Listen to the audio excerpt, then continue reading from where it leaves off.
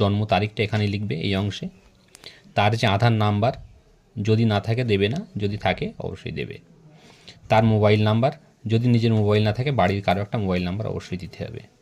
তার পিতা বা অভিভাবক যে আছে অবশ্যই পিতা হবে, সেখানে পিতার নামটা এখানে দিতে হবে।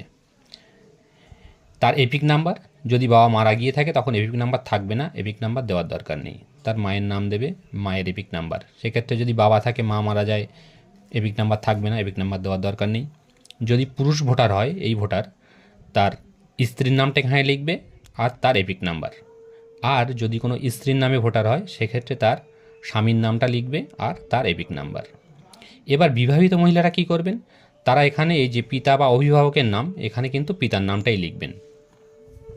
এবার যেটা ইম্পর্টেন্ট পার্ট সেটা হচ্ছে 2002 সালে কিছু ভোটারের নাম ছিল আর 2002 সালের পরে কিছু ভোটার এসেছে।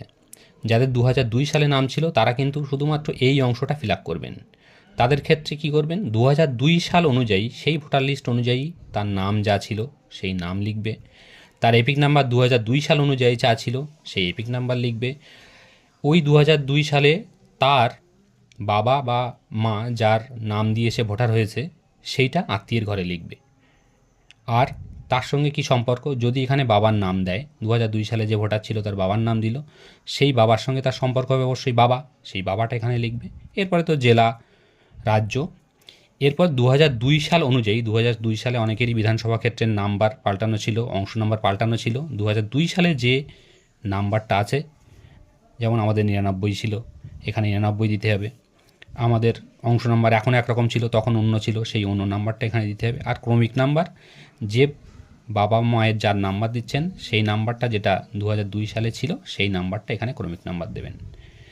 এই অংশ কারা ফিল আপ করবেন, এই অংশটা ফিল আপ করবেন 2002 সালে যাদের নাম নেই, যারা 2002 সালে বাবা বা মাকে দেখিয়ে এই ভোটারটা ফিল আপ করছেন।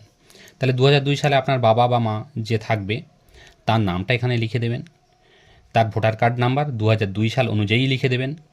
এইবার এখানে যার নাম লিখেছেন তার সঙ্গে যে সম্পর্কিত ব্যক্তিটা 2002 সালে আছে, মানে এই ভোটারের বাবা বা মা, তার নামটা এখানে দেবেন। তার সঙ্গে আত্মীয়তার ধরুন যদি এখানে বাবার নাম দেন সে হবে বাবা, সেই সম্পর্কটা এখানে লিখে দিতে হবে। তারপরে জেলার নাম, রাজ্যের নাম এবং বিধানসভা ক্ষেত্র ওই 2002 সাল অনুযায়ী সেই বিধানসভা ক্ষেত্রের নাম্বার, অংশ নাম্বার এবং 2002 সালে ওনার বাবার যে ক্রমিক নাম্বারটা ছিল সেই ক্রমিক নাম্বারটা এখানে লিখতে হবে।